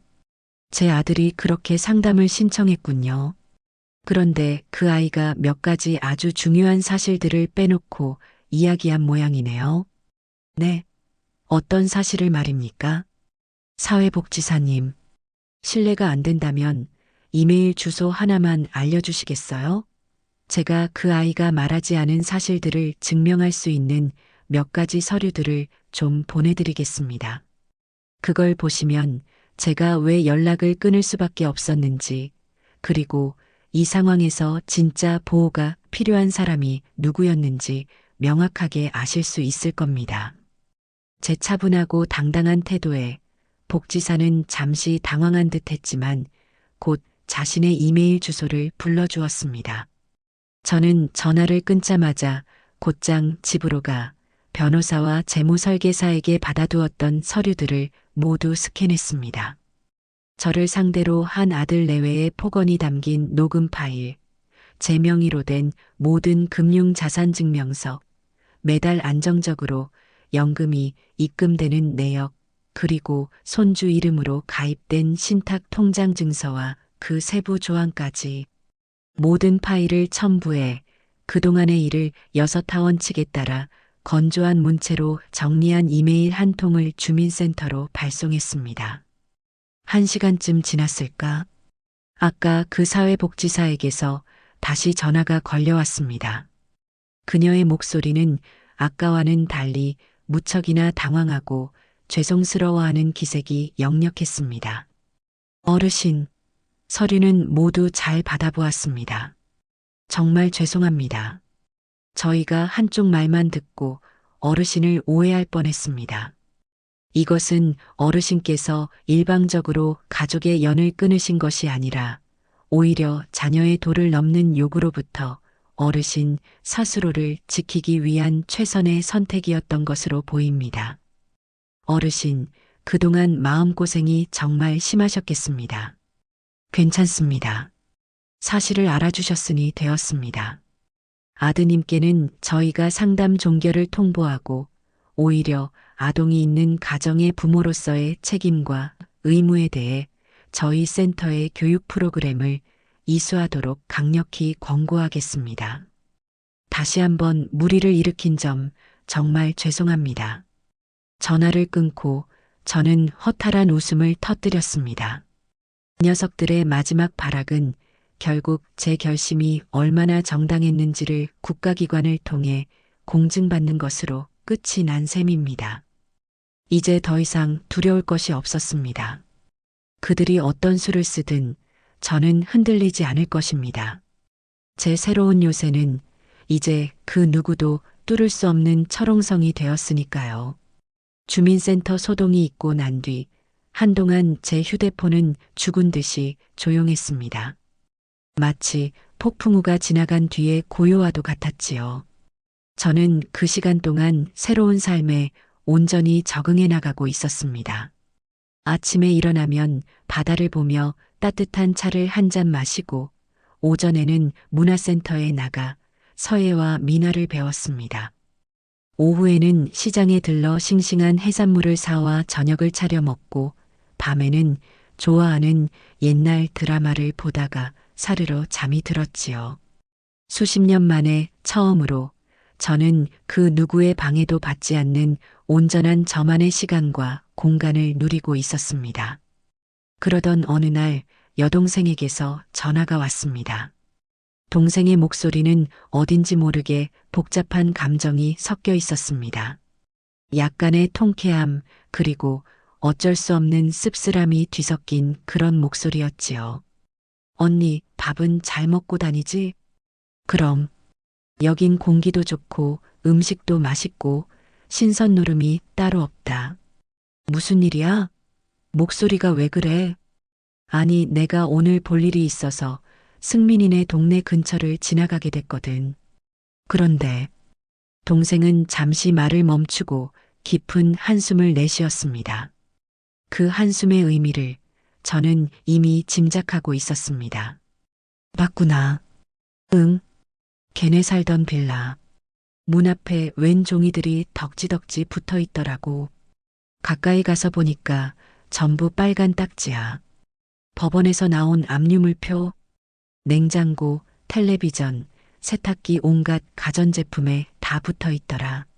동네 사람들 다 보는데 정말 꼴이 말이 아니었어. 동생의 목소리에는 일말의 안쓰러움과 그보다 더 큰 씁쓸함이 묻어 있었습니다. 저는 아무 말도 하지 않았습니다. 그저 창밖의 평화로운 바다를 바라볼 뿐이었지요. 놀랍지 않았습니다. 예견된 일이었으니까요. 씀씀이를 줄이고 빚을 갚을 생각은 하지 않고 어떻게든 제게서 돈을 뜯어낼 궁리만 하고 있었으니 결국 올 것이 온 셈이었습니다. 언니, 그래도 마음이 좀 그렇지? 아니, 저는 단호하게 대답했습니다. 전혀.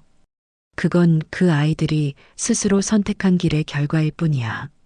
내가 뿌린 씨앗이 아니니 내가 거둘 이유도 없어. 그러니 너도 더는 신경 쓰지 마라. 제 단호한 목소리에 동생은 더 이상 아무 말도 하지 않았습니다.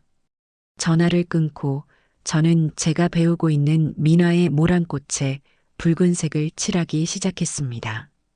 손끝은 조금도 떨리지 않았습니다. 제 마음 역시 잔잔한 호수처럼 고요했습니다.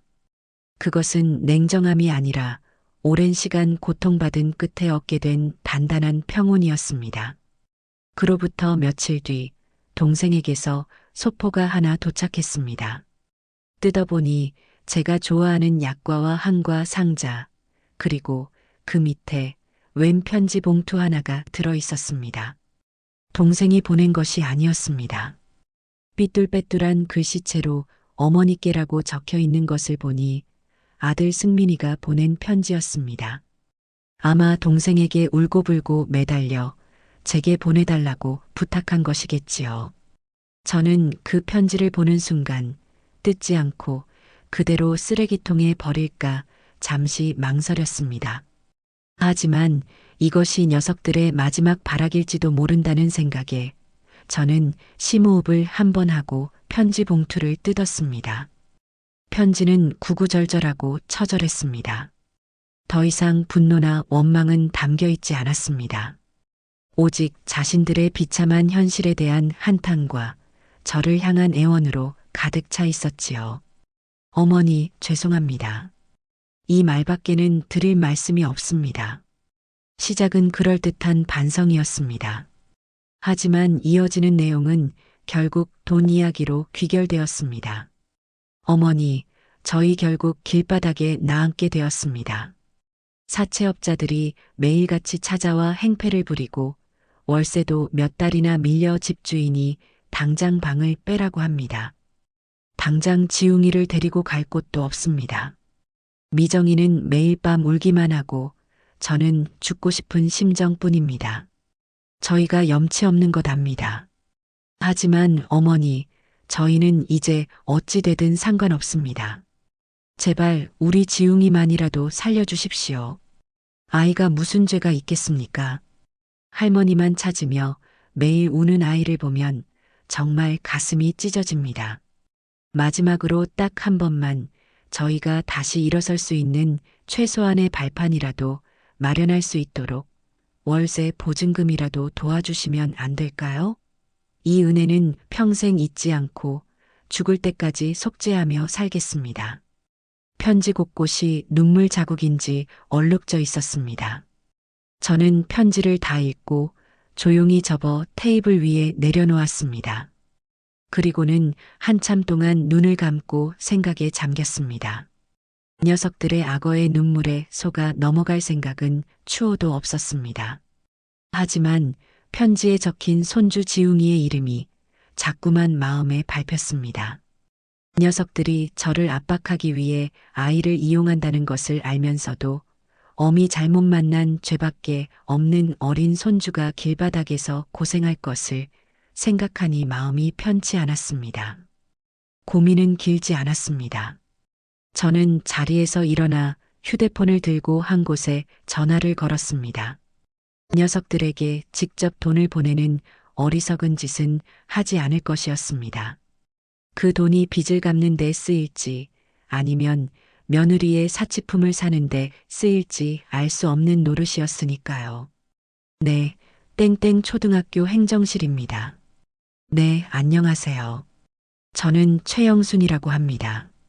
다름이 아니라 그 학교 2학년 3반에 다니는 김지웅 학생에 대해 문의 좀 드리려고요.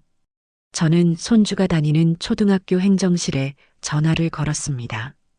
그리고는 지웅이의 1년치 급식비와 방과 후 활동비 전액, 그리고 현장학습비까지 포함된 모든 비용을 익명으로 기부하고 싶다는 뜻을 밝혔습니다.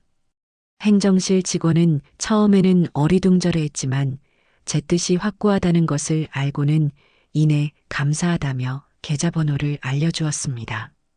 저는 곧바로 해당 계좌로 1년치 학비 전액을 송금했습니다.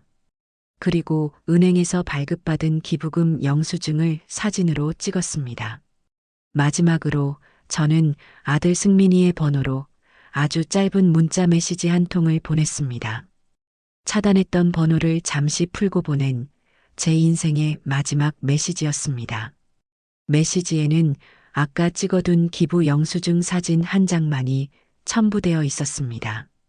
그리고 그 아래에 짧은 문장 하나를 덧붙였습니다. 이것이 내가 너희에게 베푸는 마지막 도움이다. 나는 너희에게는 단 1원도 줄 수 없다. 하지만 내 손주가 밥을 굶고 공부할 기회를 놓치는 것은 볼 수가 없구나. 이제부터는 너희가 아버지이고 어머니다. 너희 아이가 앞으로 무엇을 먹고 무엇을 입고 어떤 환경에서 자라게 될지는 온전히 너희 두 사람의 손에 달려 있다. 다시는 나를 찾지 마라. 메시지를 보내고 저는 곧바로 다시 아들의 번호를 차단했습니다. 그리고는 휴대폰 전원을 완전히 꺼버렸습니다. 모든 것이 끝났습니다. 저는 부모로서 그리고 할머니로서 제가 할 수 있는 마지막 도리를 다했습니다. 이제 더 이상 그들의 인생에 관여할 일도 그들 때문에 고통받을 일도 없을 것입니다. 녀석들이 앞으로 어떤 인생을 살아가든 그것은 이제 온전히 그들의 몫이었습니다. 저는 창문을 열어 시원한 바닷바람이 집 안으로 들어오게 했습니다. 비릿하지만 상쾌한 공기가 제 폐부를 가득 채웠습니다. 인과응보, 그 당연한 순리가 마침내 제자리를 찾은 듯 했습니다. 아들 내외와의 질긴 악연을 완전히 끊어낸 뒤 제 삶에는 놀라운 평화가 찾아왔습니다. 마치 오랜 시간 저를 짓누르던 무거운 갑옷을 벗어 던진 듯 몸과 마음이 날아갈 것처럼 가벼웠지요. 저는 이제 더 이상 과거에 얽매이지 않고 오롯이 저의 현재와 미래에 집중하기로 했습니다. 가장 큰 변화는 새로운 사람들과의 만남이었습니다. 저는 문화센터의 서예 교실에서 마음이 잘 맞는 친구들을 몇 명 사귀었습니다. 그 중에서도 저처럼 배우자와 사별하고 혼자 사는 박 선생과는 유독 이야기가 잘 통했습니다. 무역회사를 다니다 정년 퇴직했다는 그는 퉁명스러운 말투와는 달리 속이 깊고 유머 감각이 있는 사람이었습니다. 최 여사님, 오늘 점심은 내가 쏘지요. 이 근처에 아주 기가 막힌 물곰탕 집이 있는데 한번 갑시다. 서예 교실이 끝나는 날이면 박 선생은 을에 저와 다른 친구들을 이끌고 동네 맛집으로 향했습니다. 그는 속초에 숨겨진 맛집들을 꿰고 있는 미식가이기도 했지요. 저희는 함께 뜨끈한 탕을 나눠 먹고 쌉쌀한 막걸리를 한 잔씩 기울이며 사는 이야기를 나누었습니다. 남편 흉도 보고 자식 자랑도 하고 때로는 신세 한탄을 하기도 했지요. 그런 시시콜콜한 이야기들을 나누는 것만으로도 외로움은 눈 녹듯 사라졌습니다. 박 선생과는 단둘이 차를 마시는 날도 잦아졌습니다. 어느 날 바다가 보이는 작은 찻집에 마주 앉아 있는데 그가 넌지시 물었습니다. 최 여사님은 서울에 있는 자제분하고는 연락 안 하시오? 그의 조심스러운 질문에 저는 잠시 찻잔을 내려다보았습니다. 그리고는 아무것도 숨기지 않고 제가 속초에 오게 된 이유를 담담하게 털어놓았습니다. 제 이야기를 다 들은 박 선생은 한동안 아무 말 없이 창밖의 바다만 바라보았습니다. 그리고는 묵직한 목소리로 말했지요. 힘들었겠구려. 아주 잘했소. 자식이라고 해서 부모 인생까지 갉아먹을 권리는 없는 법이지. 아주 잘 결정한 거요. 그의 투박하지만 진심 어린 위로에 저도 모르게 눈시울이 뜨거워졌습니다. 제 결정을 지지하고 이해해주는 사람이 있다는 사실만으로도 큰 힘이 되었습니다. 그는 제게 이성적인 감정의 대상이라기보다는 서로의 상처를 보듬어주고 남은 인생길을 함께 걸어갈 수 있는 든든한 전우와도 같은 존재였습니다. 저는 이제 저 자신을 위해 돈을 쓰는 것을 아까워하지 않았습니다. 평생을 자식과 가족을 위해 아끼고 희생하며 살아왔으니 이제는 그래도 될 것 같았습니다.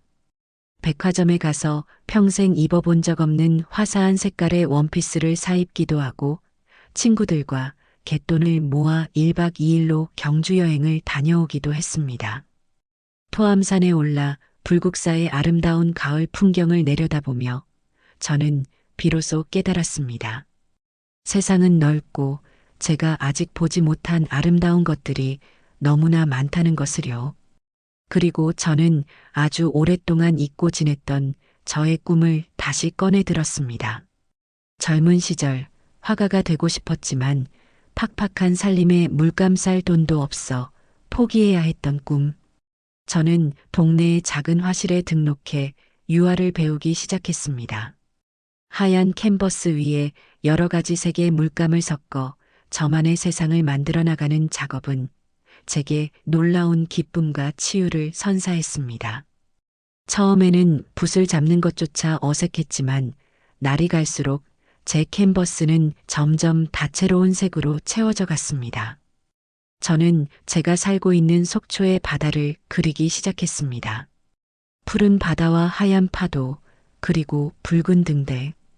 그 풍경은 바로 제 새로운 인생 그 자체였습니다. 어느 화창한 가을날 오후 저는 박 선생과 함께 화실 근처 카페에 앉아 커피를 마시고 있었습니다. 막 완성한 제 그림에 대해 신이 나서 이야기하고 있었지요. 그때 제 휴대폰이 울렸습니다. 모르는 번호였습니다. 스팸 전화려니 하고 무시하려는데 왠지 모를 불길한 예감에 통화 버튼을 눌렀습니다. 여보세요? 수화기 너머에서는 한동안 아무 소리도 들리지 않았습니다. 그러더니 아주 희미하고 기어들어가는 목소리가 들려왔습니다. 저 미정인데요. 며느리였습니다. 공중전화로 전화를 건 모양입니다. 그 목소리를 듣는 순간 제 심장은 아주 잠시 1초 정도 쿵 하고 내려앉았습니다. 하지만 그게 전부였습니다. 더 이상의 동요는 없었습니다. 제 감정은 잔잔한 호수처럼 평온했습니다. 저는 아무 대답도 하지 않았습니다. 그저 수화기를 귀에서 떼어 통화 종료 버튼을 가만히 눌렀습니다. 누구요? 웬 전화인데 말이 없소? 걱정스럽게 묻는 박 선생을 향해 저는 활짝 웃으며 말했습니다. 아무것도 아니에요. 스팸 전화네요. 그리고는 방금 전까지 하던 이야기를 아무렇지도 않게 이어갔습니다. 그래서 그 등대 말이에요. 제가 빨간색을 좀 더 강렬하게 썼어야 했나 봐요. 조금 밋밋한 것 같아서 제 휴대폰은 더 이상 울리지 않았습니다. 며느리의 그 전화는 제 새로운 인생에 날아든 마지막 파리 한 마리와도 같았습니다. 가볍게 손을 휘저어 쫓아내면 그만인 아주 미미하고 하찮은 존재. 저는 비로소 제가 과거로부터 완전히 자유로워졌음을 깨달았습니다. 제 인생의 봄날은 이제 막 화려하게 피어나고 있었습니다. 그렇게 평화로운 나날들이 계절처럼 흐르고 저는 속초에서의 삶에 완전히 뿌리를 내렸습니다. 이제 서울의 소란스러움은 아득한 예질처럼 느껴졌고 아들 내외의 얼굴은 기억 속에서 희미하게 발해 가고 있었습니다. 제 마음속의 요새는 이제 그 어떤 외부의 공격에도 흔들리지 않을 만큼 견고해져 있었습니다. 그러던 어느 날 제게 법원에서 보낸 등기우편이 한 통 날아왔습니다. 웬 법원 등기인가 싶어 의아한 마음으로 봉투를 뜯어본 순간 저는 어이가 없어 실소를 터뜨리고 말았습니다. 그것은 부양료 청구 소송이라는 제목의 소장이었습니다. 아들 김승민과 며느리 이미정이 저를 상대로 과거에 자신들을 제대로 부양하지 않았고 현재에도 부양 의무를 다하지 않고 있다며 매달 일정 금액의 부양료를 지급하라는 소송을 낸 것이었습니다. 그들의 마지막 발악은 이제 분노나 연민이 아닌 웃음거리밖에 되지 않았습니다. 녀석들은 아마도 제가 법이나 소송 같은 것에 무지한 늙은이라고 생각하고 이런 식으로 겁을 주면 어떻게든 돈을 뜯어낼 수 있을 것이라 판단했을 테지요. 하지만 저는 이미 모든 준비를 마친 상태였습니다. 저는 그 소장을 들고 곧바로 제 법률 자문을 맡아주었던 변호사에게 전화를 걸었습니다. 변호사님, 저 최영순입니다. 아주 재미있는 일이 하나 생겼네요. 저는 웃음기를 머금은 채 소송에 대해 이야기했습니다. 제 이야기를 들은 변호사 역시 기가 막힌다는 듯 헛웃음을 터뜨렸습니다. 허허, 이분들 정말 끝까지 가시는군요. 어르신, 아무 걱정 마십시오. 이건 소송이라고 할 가치도 없는 그냥 종이 낭비일 뿐입니다. 변호사는 자신만만하게 말했습니다. 제가 그동안 모아두었던 증거들, 즉 며느리의 폭언이 담긴 녹음 파일과 수많은 문자 메시지, 그리고 제가 그들의 생활비를 지원해준 내역과 손주를 위해 마련해둔 신탁 증서까지 이 모든 것이 오히려 그들의 주장이 얼마나 악의적이고 거짓된 것인지를 증명하는 완벽한 반박 자료가 될 것이라고 했습니다. 어르신은 법정에 나오실 필요도 없습니다. 제가 알아서 서면으로 모두 처리하겠습니다. 아마 판사님도 서류를 보자마자 기가 차서 소송 기각은 물론이고 소송 비용까지 전부 저쪽에서 부담하라는 판결을 내릴 겁니다. 그러니 어르신은 마음 편히 하시던 일 계속하고 계십시오. 변호사의 든든한 말을 들으니 마음이 완전히 놓였습니다. 저는 소장을 서류 봉투에 다시 넣어 변호사 사무실로 보내버렸습니다. 그것으로 끝이었습니다. 녀석들의 마지막 무기는 그렇게 발사되기도 전에 제 앞에서 불발탄이 되어버린 셈입니다. 녀석들은 이제 제 인생의 희극에 등장하는 어릿광대일 뿐이었습니다. 시간이 흘러 계절이 두어 번 더 바뀌었습니다. 그동안 저는 화실에서 그림에만 몰두했습니다. 그리고 마침내 몇 달에 걸쳐 작업해온 저의 첫 유화 작품이 완성되었습니다. 가로로 긴 캔버스에는 제가 매일 아침 창문을 통해 바라보던 속초의 눈부신 바다가 담겨 있었습니다. 새벽의 푸른빛과 한낮의 에메랄드빛, 그리고 저녁 노을의 붉은빛이 한데 어우러져 파도치는 살아 숨쉬는 듯한 바다였습니다. 저는 완성된 그림을 한참 동안 바라보았습니다. 이것은 단순한 바다 풍경화가 아니었습니다. 질곡 많았던 과거를 딛고 일어나 마침내 온전한 자유와 평화를 되찾은 제 자신의 자화상이었습니다. 저는 박 선생의 도움을 받아 그 그림을 거실에 가장 잘 보이는 벽에 걸었습니다. 낡은 가족 사진이 걸려있던 그 자리였습니다. 이제 제 집의 중심에는 과거의 희생과 의무가 아닌 저의 현재와 빛나는 미래가 자리하게 된 것입니다. 어느덧 겨울이 지나고 따스한 봄볕이 내리쬐는 5월의 어느 날이었습니다. 저는 박 선생과 함께 저녁 노을이 지는 바닷가를 걷고 있었습니다. 붉게 물든 하늘과 바다는 한 폭의 그림처럼 아름다웠고 짭조름한 바닷바람은 더없이 상쾌했습니다. 저희는 아무 말 없이 그저 부드러운 모래를 밟으며 천천히 걸었습니다.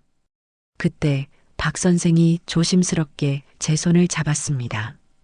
투박하지만 따뜻한 그의 손이 제 손을 감싸는 순간 저는 피하지 않고 가만히 그 온기를 받아들였습니다. 그것은 제 남편의 빈자리를 채우는 새로운 사랑의 시작이라기보다는 남은 인생길을 함께 걸어갈 좋은 동반자를 얻은 것에 대한 감사함과 편안함이었습니다. 저는 제 삶에서 그들을 용서한 것이 아니었습니다. 용서할 가치조차 없는 그들을 제 인생에서 완전히 놓아주고 지워버림으로써 비로소 저 자신을 구원한 것이지요. 붉게 타오르는 노을을 바라보며 저는 비로소 환하게 웃었습니다. 제 인생의 후반전은 저 장엄한 노을처럼 이제 막 가장 뜨겁고 찬란하게 시작되고 있었습니다. 더 이상 누구의 엄마도 누구의 시어머니도 아닌 오직 최영순으로서 말입니다.